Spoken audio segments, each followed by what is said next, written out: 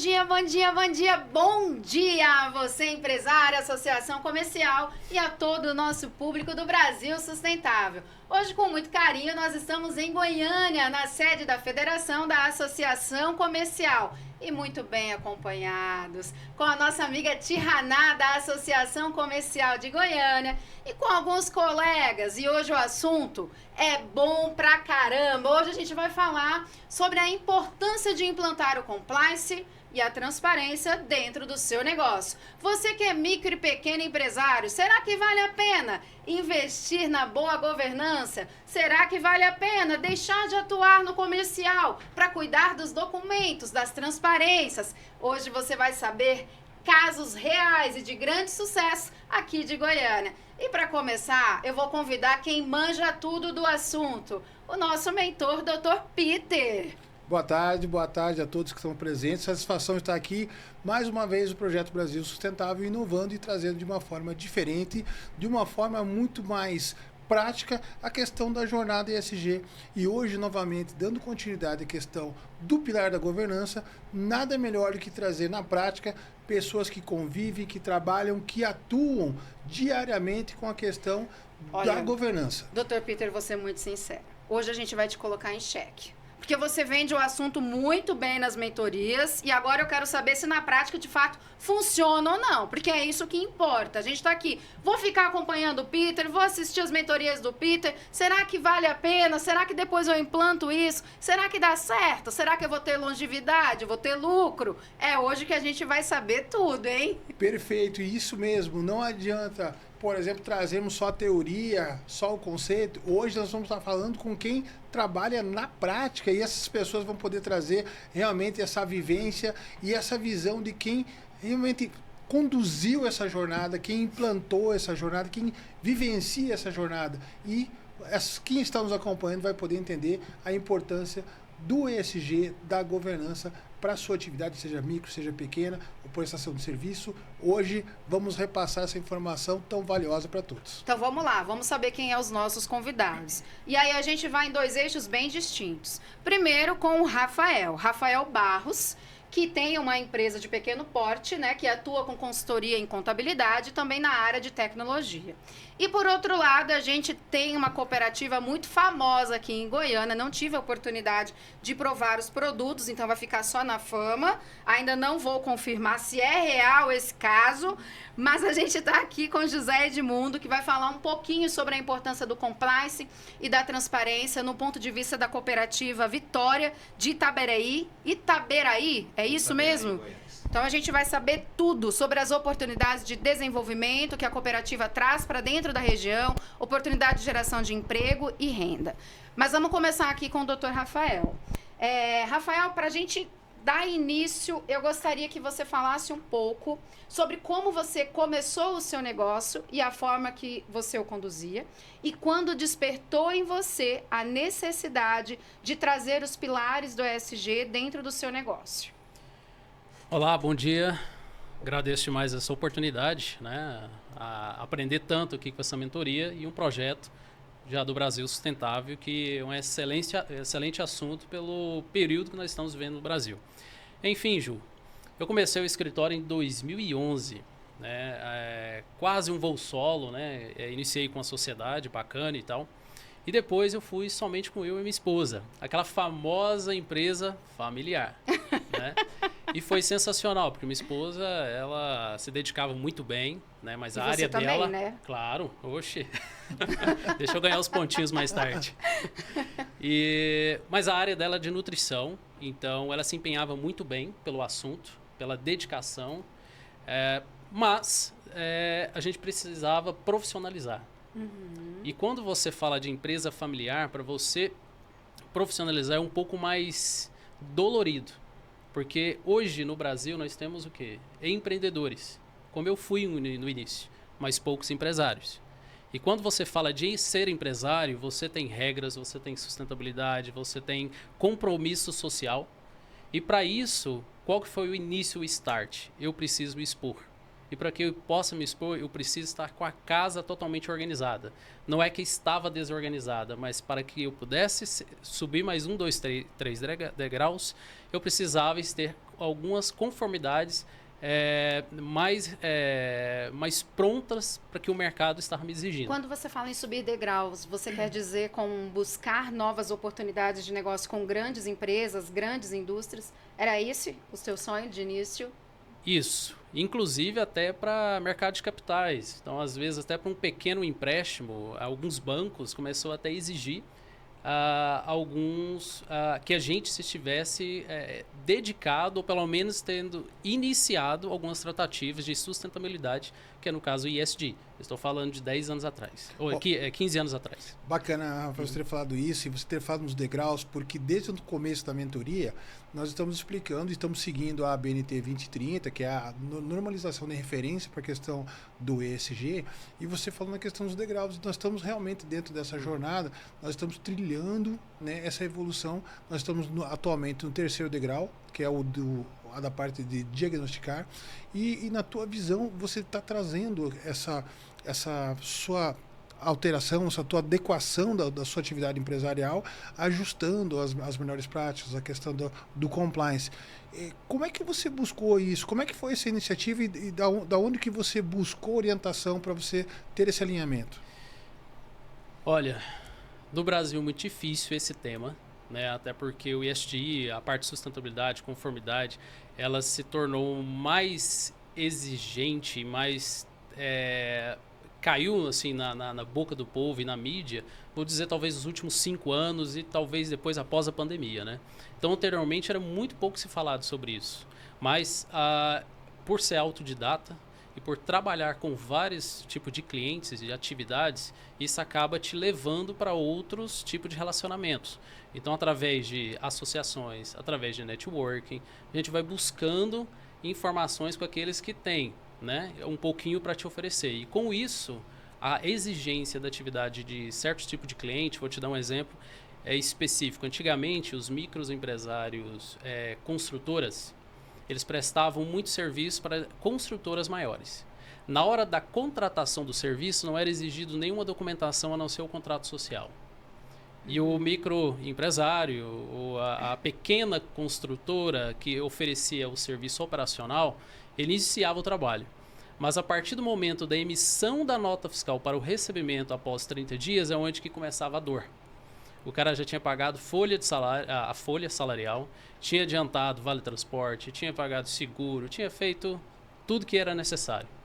Porém, na hora do pagamento, as construtoras maiores começavam a exigir certidão disso, certificação daquilo. Enfim, eram tantas certificações e tanta conformidade que era necessário para o pagamento, inclusive certidões de débitos, etc., que o microempresário não tinha esse acesso. Então, nessa construção, eu tive que buscar informação onde não tinha, falando de 12 anos, 10 anos atrás. Hoje está mais fácil. Hoje muita gente se fala desse assunto e outras empresas, inclusive do nosso amigo aqui, também exigem algumas documentações de outros clientes também da área do agro, um exemplo, que vai prestar algum tipo de serviço e vai para a cooperativa. Então foi muito assim, anteriormente foi muito devagar, né? Mas essas exigências de outros maiores nos forçou a buscar informações e onde que na verdade nem os órgãos públicos não tinham ainda na realidade informações tão fidedignas para que pudesse ajudar o microempresário. Rafael, aproveitando essa tua ótica, aproveitando você ter trazido esse nível de detalhamento em relação a essa questão da conformidade sendo exigida no momento de pagamento. Uhum. Em algumas oportunidades nós já falamos dessa necessidade da conformidade e às vezes nós verificamos que o empresário ele acredita estar em conformidade, ele acredita estar atuando de forma regular. E uma das coisas que a gente vê com uma certa frequência é a questão, por exemplo, ele institui a sua empresa com alguns quinais, alguns códigos de atividade econômica lá, né? E vai alterando, vai mudando o escopo, vai implementando alguma coisa a mais, e às vezes ele é contratado por uma atividade que não consta não está no seu CNPJ, sim, não está no seu contrato social. Você acompanha isso com uma certa frequência? E como é que você acha que pode orientar essas pessoas a terem uma atenção em relação a isso, a essa conformidade? A gente já teve vários casos, inclusive da própria AMA, né, exigir algumas taxas de licenciamento, só porque a empresa tinha um KNAI específico para aquela atividade, mesmo ela não exercendo. Como eu disse, no Brasil, a gente tem que tirar o chapéu para os brasileiros, porque são baitas de empreendedores, né? Eles arregaçam as mangas e vão trabalhar. Mas falta muito profissionalismo, não só na área daqueles que oferecem consultoria, mas do próprio empresário em buscar a informação. Porque ele tem que cuidar de outras questões e acaba deixando essa parte prática. Você acha prática. que às vezes ele se coloca muito naquele papel operacional? Isso. E aí acaba... então ele vai abraçando as oportunidades que vão surgindo no mercado e vai deixando um pouco à parte a questão gerencial do negócio? Correto. Porque o ESG, por exemplo, a parte ambiental, ela é muito bonita. As pessoas falam de queimadas, etc. Mas quando fala para a parte ambiental dentro da empresa, o que ela tem a nível, né, para sair, isso um ou outro faz. A parte social, eu vejo que é importante, questão de inclusão, questão da parte, como que a empresa lida com a sociedade, condições de trabalho bonito. Mas onde entra na parte de governança, é onde que dói. Porque quando não é uma empresa familiar, às vezes os outros sócios, eles são muito bons na operação, são muito bons vendedores, mas são muito ruins na administração. Então, o brasileiro é teimoso. Então, quando fala de atividades, etc., ele foca naquilo que ele é o melhor, mas ele esquece toda essa parte de legislação e conformidade. Eu tenho uma contribuição para fazer a respeito disso, porque eu concordo, né, com o que você está dizendo, só que nós temos também uma questão. As pequenas empresas, elas pecam por tentar economizar em aspectos muito importantes do princípio do negócio. Então, por exemplo, a consultoria jurídica, uma consultoria contábil. A contabilidade, que eu estou falando, né, com dois contadores, a gente tem que admitir que a maior parte dos escritórios contábeis, eles são despachantes de impostos. É isso. Eles não dão a orientação que o empresário precisa para poder pensar esses aspectos. Por exemplo, uma coisa muito que aconteceu comigo, com a minha empresa. Eu fui fazer o registro da minha empresa na minha casa em Goiânia, e isso duplica o valor do IPTU, porque passa a ser um IPTU comercial e não residencial mais. Então, olha só, e será que isso o contador não poderia ter orientado isso? Falando, olha, você está registrando a sua empresa na sua casa, você tem certeza disso? Como é que isso aqui vai aumentar? E outras coisas também. Questão, por exemplo, do Prolabore, do pagamento de INSS, como que eu posso reduzir minha carga tributária? Então, assim, a empresa, ela precisa buscar uma contabilidade que seja consultiva, por exemplo, né? Ela precisa investir num jurídico para fazer bons contratos, para entender o que ela vai precisar. Um outro exemplo é uma mentoria que eu estou fazendo. Nesse caso, eu sou a mentora, né, da pessoa, e ela está tendo um super problema com essa questão de registro do CNPJ e questões jurídicas, porque ela é uma empresa que surgiu dentro de uma universidade, precisa ser incubada pela universidade, precisa fazer um convênio com a universidade para poder divulgar a tecnologia que eles estão desenvolvendo e vender, né? E eles simplesmente estão perdidos, eles já fizeram um registro, agora tem que modificar o registro e vai ter mais problemas. Por quê? Porque o empreendedor, né, o empresário, no caso, ele quer economizar em partes que são fundamentais para o sucesso do negócio no longo prazo. Mas aí vocês dois estão pontuando uma coisa que eu acho super interessante. Mas vamos lá. A gente tem, por exemplo, aqui o Brasil Sustentável, onde a gente tem o nosso mentor, o Dr. Peter, que traz as suas mentorias incrivelmente bem feitas, elaboradas e de forma totalmente gratuita. E aí, como que a gente, então, esses empresários têm acesso a esse conteúdo sem pagar nada por isso? E ainda assim, muitas vezes, não têm o interesse e não procuram. Então, nesse caso, qual seria o gargalo? Como conquistá-los? Como trazer a pauta do ESG, mostrando toda a importância da sustentabilidade para o negócio deles? Já que eles não vão pagar nada por isso. E até eu acho importante, às vezes, as micro e pequenas empresas têm, às vezes, uma dúvida, falam assim, peraí, o ESG cabe para mim? Ele pode ser, ele é um investimento, é um custo? Como é que funciona isso, né? Por que eu vou alinhar o meu modelo de gestão, meu modelo de negócio aos pilares de governança, pilar ambiental e social? E daí, assim, eu gostaria daí de trazer o nosso nosso outro convidado para falar a respeito disso, porque ele representa, ele atua dentro de uma empresa de grande porte e também pelo que nós conversamos com ele, essa empresa ela tem pequenos produtores, ela faz uma parte de compliance com os pequenos produtores. Então eu gostaria, por favor, se pudesse apresentar e falar um pouco de como funciona a contratação dessas micro e pequenas empresas para prestarem serviços para a organização que você faz parte e qual que é a importância da conformidade, do compliance para esses micro e pequenos empresários. Bom dia a todos. É interessante que sempre eu falo. Tem muitos clientes que sentam na minha mesa para abrir uma empresa e vai embora, sem abrir a empresa. Porque eu passo para ele qual que é a realidade que ele vai enfrentar. Né? Eu desenvolvi meu trabalho hoje com algumas empresas da seguinte forma.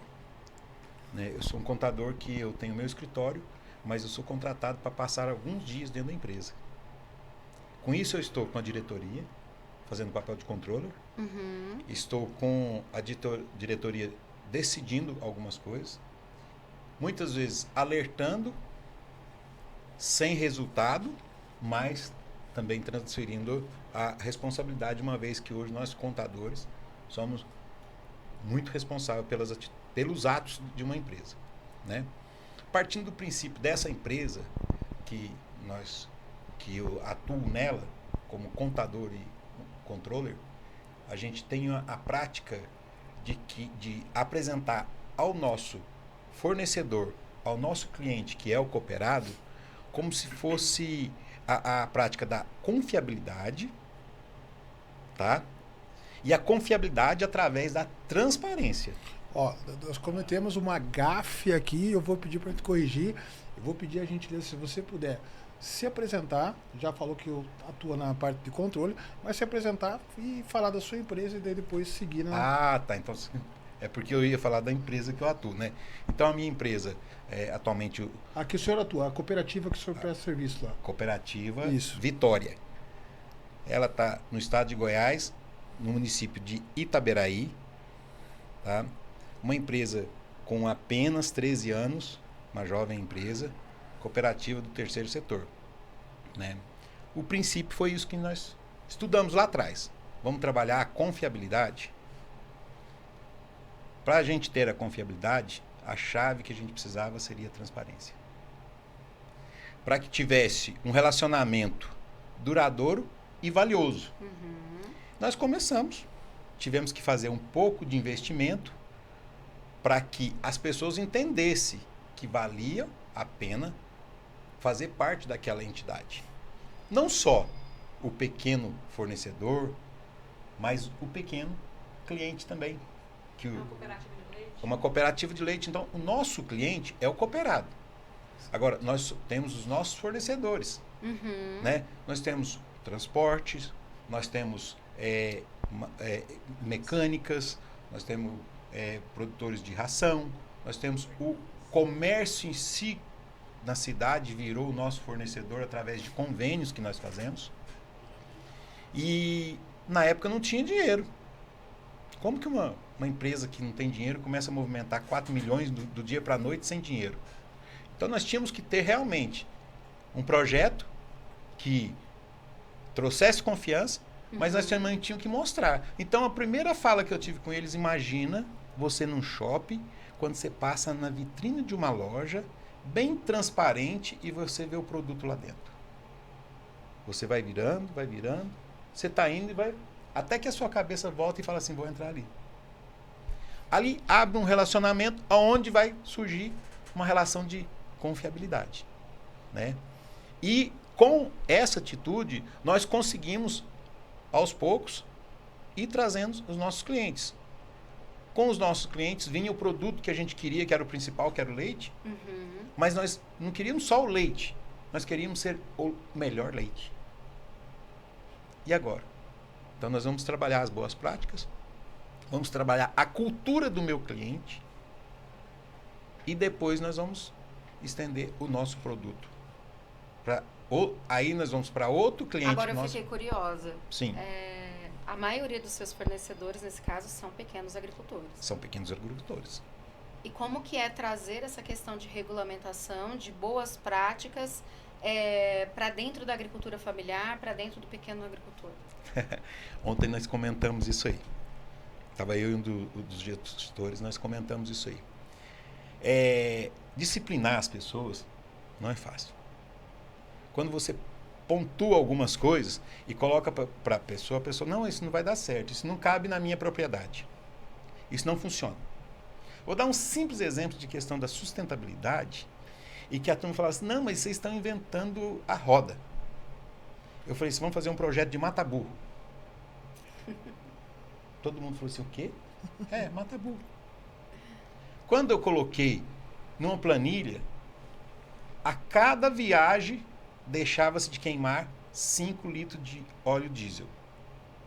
Levando em consideração que a gente tinha 10 carretas, são 50 litros de diesel. Levando em consideração que é quase 24 horas rodando, durante 30 dias, nós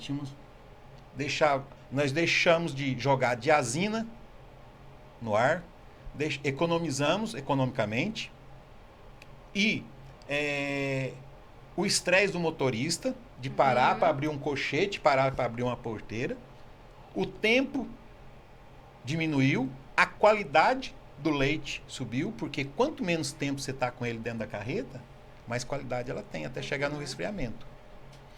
E aí não tinha como, você convidava as pessoas, não posso ir, eu tenho coisa para fazer. E você acha que é medo? Não, falta de prioridade. Aí nós criamos o seguinte, uma reunião mensal. Você é louco. Reunião mensal. Que dia? Um dia antes do pagamento. Estratégico. É uma pedagogia, né? Um dia antes do pagamento, reunião. A pessoa vai saber exatamente quanto ela vai receber, o que foi descontado e qual que foi a produção dela. Aí o pessoal começou. Hoje, nós abrimos essa reunião 5 dias antes do pagamento, porque não cabe mais as pessoas na sala de reunião. Muito bom. Hoje, se a gente faz essa reunião com 180 produtores, só que nós temos 400. Então, as pessoas disparam para entrar, pegar a senha para ir para a reunião. E lá a gente dispõe para eles tudo que é feito, como que foi feito, qual que é o preço do leite, como que foi negociado. E aí, então, não tem aquele negócio de você entregar um lerite, um recibo de pagamento para o produtor e ele ficar ali no escritório resmungando e querendo saber, o produtor sofre demais. Não. Eu acho que dentro da transparência você trouxe um ponto muito importante, a transparência com o teu parceiro comercial, com o micro e pequeno produtor que estão ali trabalhando. Eu acho que esse é um ponto muito bacana. Mas eu imagino que, por exemplo, a cooperativa ela deve fornecer isso para alguém. Você deve ter, por exemplo, uma grande empresa, uma grande indústria que você fornece esse leite. Como é que é a transparência daí para esse outro stakeholder, para esse outro elo da sua cadeia? Bom, depois os meninos vão falar sobre isso, mas eu vou adiantar. Hoje nós temos uma questão de que todo o nosso produto, na hora da coleta, ele é analisado. Ele é feito a coleta e vai para o laboratório para ser analisado. Então, se está um produto contaminado, e ele é analisado ponto por ponto. Então, se alguém tiver contaminado, a gente sabe quem que é a pessoa. A rastreabilidade. Rastreabilidade, exatamente. Entendeu? Então, hoje como eu disse, que tudo no começo era difícil. Eu tinha que rodar 700 km por dia com 4 carretas e 80 mil litros de leite. Por conta de quê? Porque eu não era cifrado. A partir do momento que nós conseguimos uma maneira de autofinanciar o nosso próprio entreposto, que é onde nós recebemos o leite do produtor, resfriamos, mantemos a qualidade dele e depois despachamos para o nosso cliente. Nós conseguimos melhor preço e automaticamente o melhor cliente que vem atrair você. Você nem vai. Você pode falar um dos seus clientes grandes que... Hoje, um dos nossos principais clientes é a Nestlé. A Nestlé e com louvor. Eles mesmos falam assim, ó, qualidade do leite de vocês tá entre os primeiros. Com apenas 13 anos, nós somos a segunda cooperativa dentro de Goiás com a maior captação de leite. Se você pudesse definir o principal benefício que a cooperativa teve ao implantar as boas práticas de ESG, qual você definiria?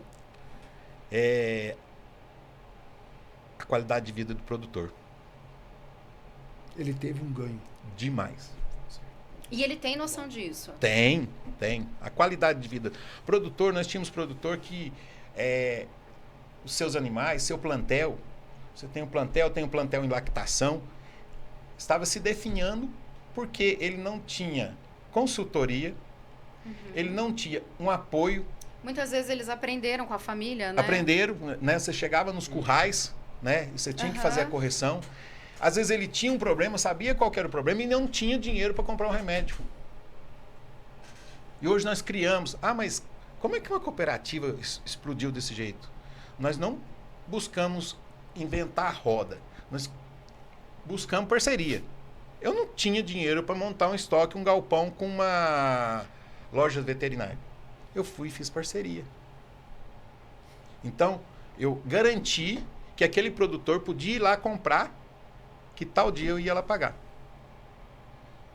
Bacana. Deixa eu aproveitar 2 pontos que você trouxe aqui que eu acho que são fundamentais. Um foi a questão da mudança de cultura, que vocês trabalharam muito nisso. E outro ponto que você falou agora há pouco, a questão do remédio. E daí eu queria ver, Rafael, contigo, se você puder agora, nos falar assim, essa mudança de cultura você vivenciou na tua empresa, e eu acredito que nas empresas que você presta consultoria, que você atua, você tem que também trabalhar essa mudança de cultura. E às vezes dentro dessa mudança você identifica a necessidade de um ajuste, de um remédio, de uma mudança. Como é que você trabalha isso? Como é que você trabalhou internamente na tua empresa e como é que você trabalha isso no aconselhamento com as empresas que você presta assessoria? Falando dentro de casa primeiro, né? A gente primeiro tem que dar o exemplo, né? E pegando a fala aqui da Tiraná, é o seguinte. Hoje, o que nós tivemos que fazer para poder alcançar essas melhorias em si? Estrutura organizacional. Então, ou seja, você precisa de investir, mesmo sem condições, com qualquer tipo de estratégia que você tiver, através de parceiros, através de associações, através de amigos, através de consultorias gratuitas inicialmente, permutas, mas um mínimo. Então, um exemplo, já tem 7 anos que a gente não utiliza impressora no escritório. Papel zero. Depois que implementamos a tecnologia e investimos sempre em tecnologia, inclusive temos uma empresa de tecnologia, isso diminuiu assim e muito o nosso serviço, as dores de cabeça.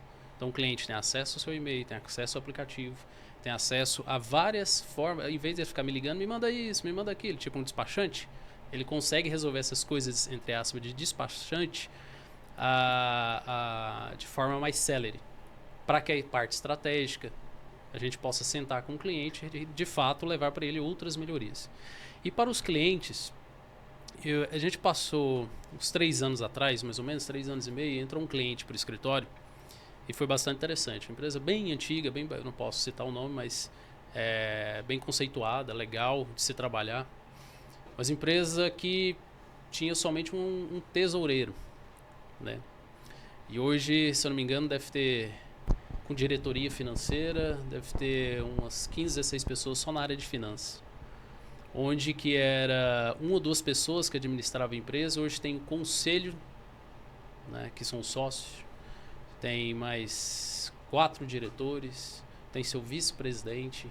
Então essas mudanças e esses investimentos mínimos, fala, eu não posso, eu não consigo, mas você precisa de um jurídico, mesmo que seja por permuta. A partir do momento que eu atribuí o jurídico dentro do escritório para apoiar os clientes, como também a gente, ficou burocratiza, mas profissionaliza. A gente não faz contrato de qualquer jeito. E traz um nível de conformidade, traz um nível de segurança jurídica, né? Traz Correto. todo um arcabouço ali que te dá uma segurança. Né? Lembra daquele ditado que todo ser humano tinha que ter um contador, um dentista, um médico, um advogado do lado? É isso aí.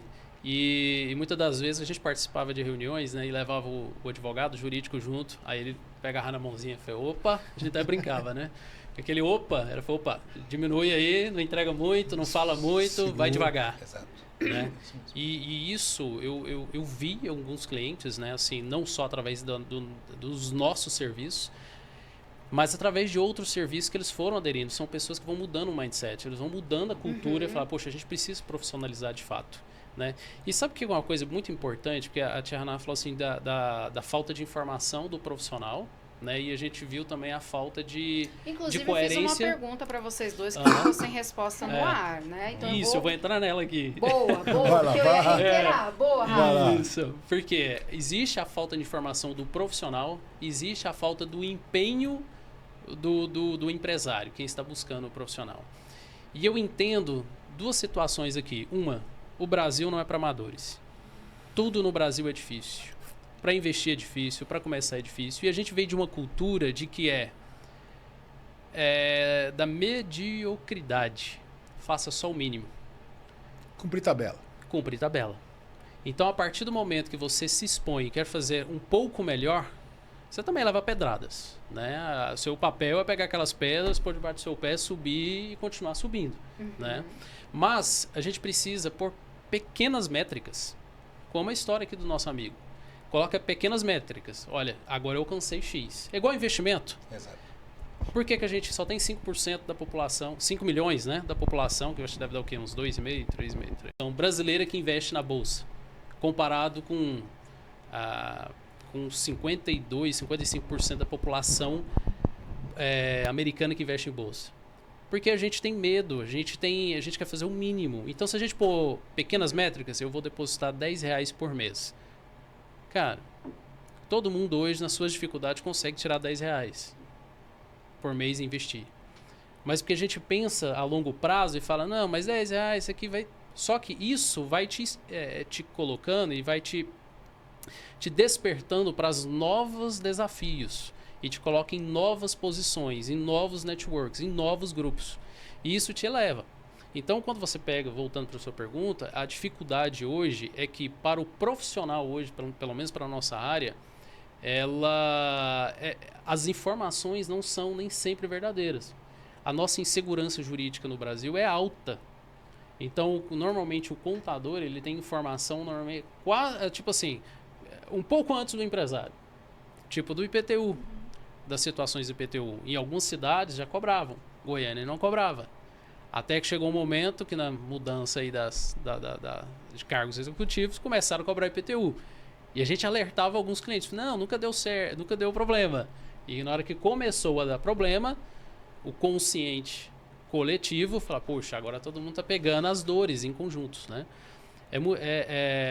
Mas de fato a gente precisa buscar, eu acho que essas novas parcerias, dar os primeiros passos e ter um mínimo de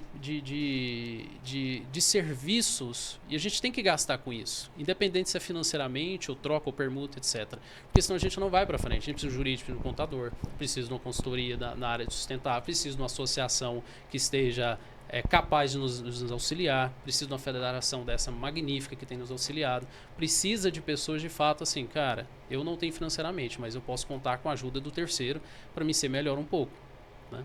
Então, agora assim, antes de tu falar, você está aqui representando o nosso presidente e eu gostaria muito de saber que você se expressasse um pouco no sentido de falar sobre a importância da associação ao levar a oportunidade de capacitação e de conhecimento.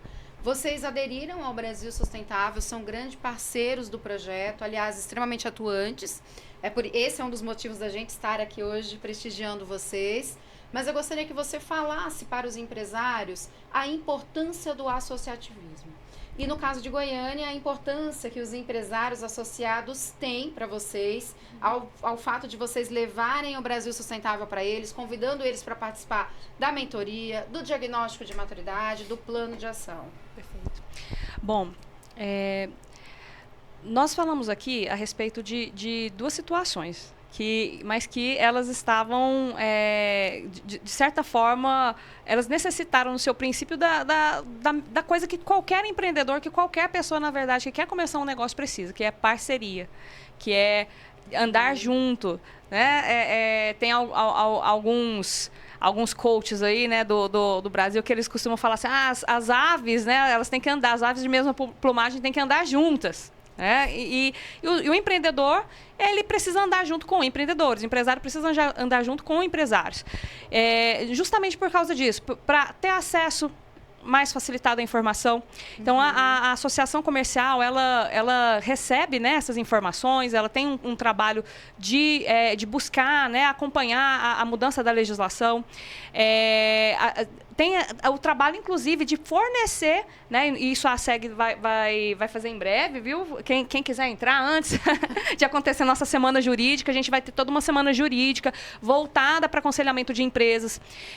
E isso tudo vai ser gratuito. Então, veja bem, não ter o recurso financeiro não é mais uma desculpa num mundo em que as informações estão sendo disseminadas tão abundantemente e muitas vezes de forma gratuita, né? Então, a associação comercial, ela tem esse poder, né, de juntar a empreendedores para fazerem negócios, né? Então, eu mesma, depois que eu entrei para a associação comercial, quantas parcerias, quantos negócios, quantas oportunidades não surgiram, né, para minha empresa e para mim, em função de eu entender o poder do networking. Na verdade, para o empreendedor, tem essa palavra, ele tem que escrever assim, network, colocar no altar e todo dia ir lá rezar para o network, todo dia, porque são as parcerias, conhecer, ter contatos, que abre portas para a gente. E a associação, ela é mestra nisso, né? Ela faz com que as pessoas se conectem, tem um ambiente, né, de negócios muito promissor, né, muito próspero, em que as pessoas trocam, fazem então permutas, parcerias, negócios em conjunto. Então, fazer parte de uma associação comercial não é apenas um luxo, não é para ir tomar, né, fazer happy hour, não, gente. Fazer parte de uma associação comercial é para você crescer o seu negócio de fato. Fazer parte de uma associação comercial não é um luxo, ele não é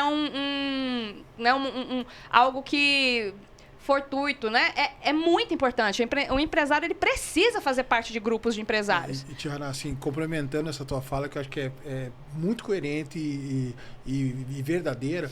E, assim, trazer aqui um pouco da conversa que nós tivemos aqui anteriormente, diferente do começo da nossa carreira, onde você tinha uma dificuldade de buscar informação, hoje você tem acesso a muita coisa. Só que daí a importância das associações, assim, não adianta você ter informação de todos os lados. Isso. Você tem que buscar informação específica, qualificada e com pessoas de confiança. Justamente. E isso eu acho a grande importância da associação, porque o associado, ele pode confiar, ele sabe que é uma informação qualificada, sim, com embasamento, buscando os melhores resultados, e aí a importância da associação e do próprio projeto bem sustentável. Justamente, e somente para a gente poder, para finalizar essa fala e trazendo essa questão do Brasil sustentável, hoje você não vai encontrar um indivíduo cognitivamente são que não vai dizer que sustentabilidade é a pauta desse século, gente. Não tem para onde correr. Com ESG, não vai ser uma sigla que as pessoas, do modismo, que as pessoas vão falar né, como se fosse uma pérola, uma joia dentro da empresa. Não, vai ser o feijão com arroz. Hoje, trabalhar sustentabilidade é essencial para qualquer empresa, porque, como nós vimos aqui, num primeiro momento você tem as âncoras, que são essas grandes empresas que precisam, inclusive, atender a demandas internacionais de certificações, de práticas. Essas empresas que fornecem para o exterior, principalmente, elas acabam puxando seus fornecedores, que vão invariavelmente puxando a cadeia até o nível do mercadinho lá. Não se preocupem, isso vai acontecer, isso vai chegar até você. Se você ainda não cumpre alguma coisa nesse sentido, não se preocupe que nos próximos anos você será demandado a cumprir práticas, certificações, de repente, enfim, de sustentabilidade. Por quê? Nós chegamos num ponto da humanidade, da nossa sociedade, que se a gente não fizer isso, não haverá amanhã. É simples assim. Então, um programa como esse, que oferece consultoria gratuita na empresa para fazer o diagnóstico, para te dar um plano de trabalho para você implementar práticas ambientalmente saudáveis, né? Práticas de... E mais, o ESG ele não trata apenas da questão ambiental, ele trata da gestão da empresa, né? De transformar essa gestão numa gestão mais eficiente, que busca, né, o menor custo e o maior resultado, via práticas, né, sustentáveis, como nós estamos dizendo. E trata da questão social, porque a empresa ela é um ente que retira da sociedade, né, aquilo que é o insumo da sua produção, que é o tempo das pessoas, né? E não tem nada mais valioso do que o tempo das pessoas. Então, esse tempo ele precisa ser bem remunerado. Então, a empresa ela precisa retornar à sociedade também, na forma de responsabilidade social, na forma do cumprimento da legislação trabalhista, na forma da ética com os seus funcionários, transparência. Então, esses pontos todos são aqueles que a gente traz dentro da mentoria gratuita. E aí tem, né, as consultorias que vão acontecer, o diagnóstico, essa informação que vai ser passada para cada empresário que vai participar desse programa. Então, não participar, né, assim, para mim, não faz... Não é motivo para ficar de fora, exatamente. Né?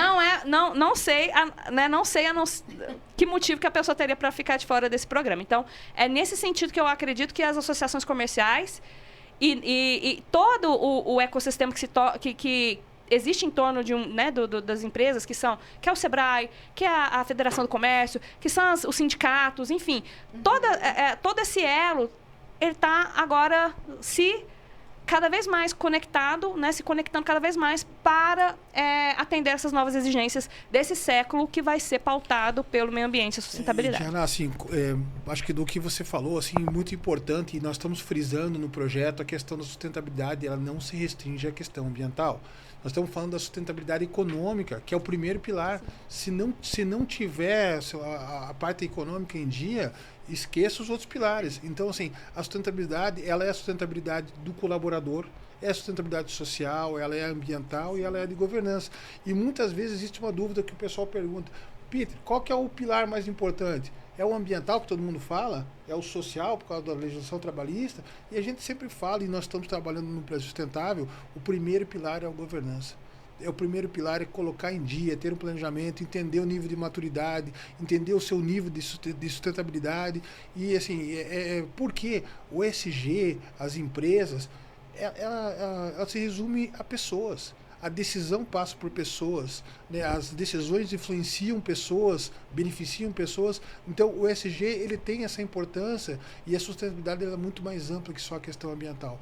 Então, fechando essa minha fala, né, nesse nosso primeiro bloco, temos só gostaria de passar a palavra para o fechamento dos nossos dois convidados ali, mas assim, que falasse que realmente, na seu ponto de vista, a governança, essa transparência empresarial, a questão do compliance, vocês veem como fundamental para a atuação empresarial nos dias de hoje? Rafael, qual que é a tua visão nesse fechamento?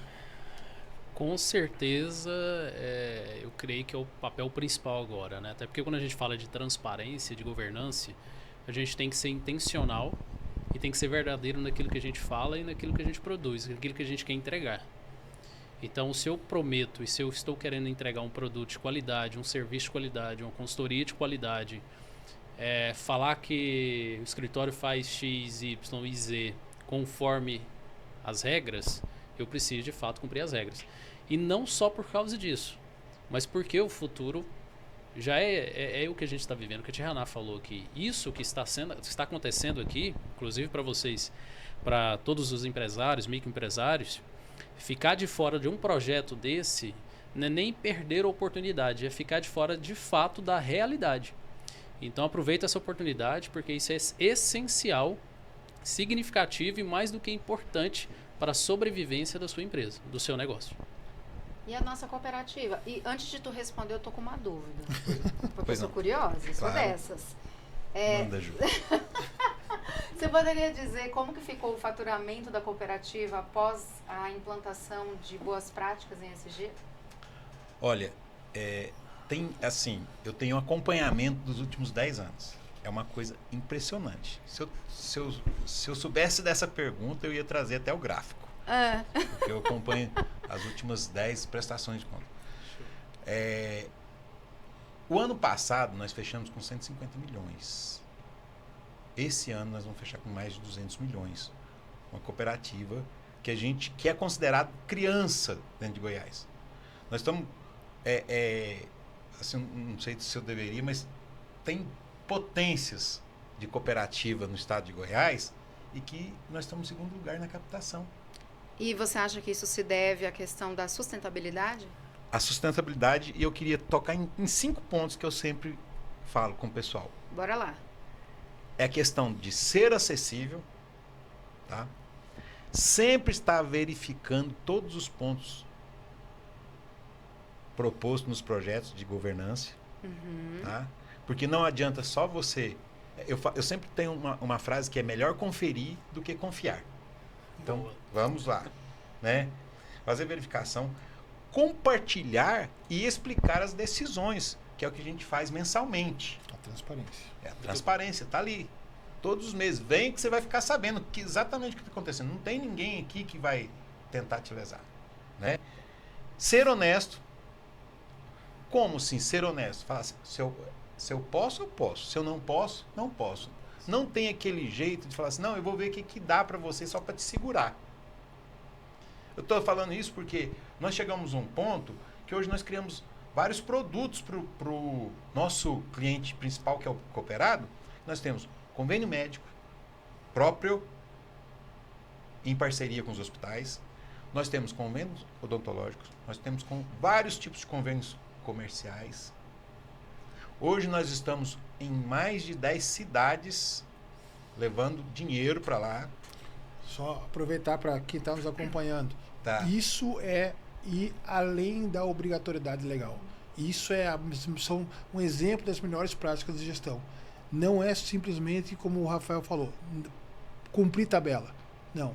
É uma demonstração de gestão empresarial que vai além em prol do pilar social, em prol da valorização do seu colaborador, do seu parceiro, do seu cooperado. Então, paramos no ser honesto, né?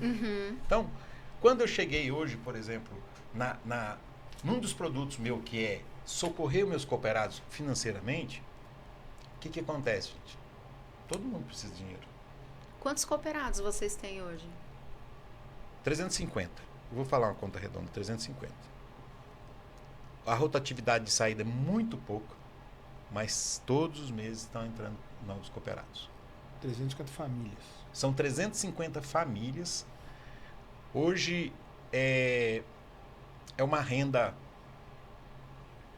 no mínimo, de R$30 mil, em média, por produtor, levando em consideração pelo outro. Tá?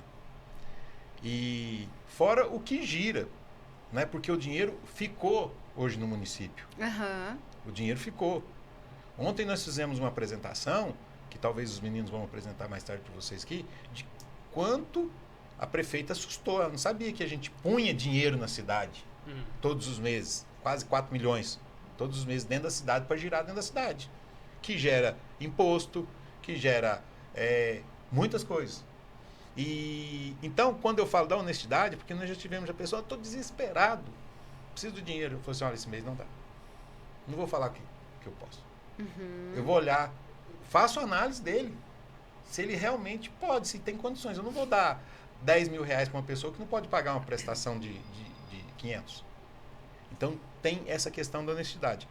E agir sempre com a questão do feedback. Dar o feedback de tudo que está acontecendo, buscar o feedback do outro. Hoje nós temos uma diretoria fechada, muito bem sincronizada, que eu falo assim, se fosse um violão, não perde afinação. Um olha para o outro, já sabe o que está acontecendo. Um olha para o outro, às vezes não é aquela pessoa que é do executivo, mas é a pessoa que carrega a responsabilidade moral dentro da cidade. É uma pessoa de um moral fortíssimo. O outro já é mais na parte executiva, o outro já é mais na parte fiscal. Então, é um cobrindo o outro. E o princípio da governança, para que lá na ponta, no final do nosso cliente lá, tanto o cliente do produto, como o nosso cliente, que é o cooperado, que fornece para a gente, porque ele é meu fornecedor, mas ele é um cliente meu quando eu entrego para ele toda a capacitação técnica. Para que ele se torne um bom fornecedor. E, automaticamente, o meu cliente, que é o comprador, ele não tem dúvida do que ele está comprando. É isso. É a governança, né, demonstrando a Que importância. delícia a mentoria de hoje, Bem legal. Peter. Que delícia. E outra coisa, né, Juliana, assim, eu acho que fica legal, é uma empresa nacional, uma empresa brasileira, tecnologia brasileira, modelo de gestão brasileiro, assim, quando o brasileiro quer fazer, ele sabe fazer e faz bem feito. É isso. Então, hoje a gente está encerrando mais uma mentoria com o Dr. Peter, e muito especial, ao lado de parceiros como a Associação Comercial de Goiânia e a Federação de Goiânia. Além do nosso empresário que investiu em sustentabilidade e hoje tem o seu próprio negócio muito rentável, pelo que você disse nos bastidores. Não vou te perguntar, não vou ser tão indelicada. Mas obrigada pela sua participação, Rafael. Foi um prazer estar contigo. E eu espero que você nos acompanhe também dentro do Brasil Sustentável. Cooperativa, Dr. Edmundo, muito obrigada pela presença. Ficamos lisonjeados em saber um pouco da história da cooperativa. Tenho certeza absoluta que é um negócio que vem gerando economia, renda para toda a região, não só para a cidade onde vocês estão instalados. E eu tenho certeza que é um case de sucesso que vai servir de referência para muitos outros empresários. Melhor do que isso, só conhecendo os produtos da cooperativa. Exatamente.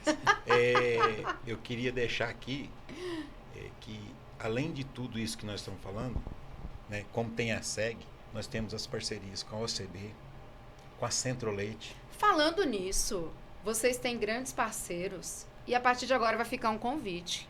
Sim. Não precisa responder agora. Pode pensar. Pode pensar, mas eu tenho certeza que o senhor é um homem muito inteligente, eu tenho certeza que vai ser no automático. Vamos ser parceiro do Brasil Sustentável? Claro. Vamos assinar a Frank, adesão? seu Dorivaldo, seu Divino Bento. Estou assinando embaixo aqui por vocês. Por favor, eu gostaria muito de contar com a assinatura do termo de adesão da cooperativa para que vocês que já têm todo esse cuidado com a vida das pessoas, com a qualidade de vida das pessoas, dos clientes, fornecedores, para que vocês também possam levar esse projeto para essas famílias, para essas pessoas de forma totalmente gratuita. Vai ser um prazer gigante ter vocês como parceiros. Tá bem? Você não vai fazer o convite pro Rafael? Agradeço muito. Rafael não estou nem convidando, estou convocando. Já falei que ele vai estar dentro do projeto. Sabe muito do assunto, mas já está dentro, não é, Rafael? Com certeza.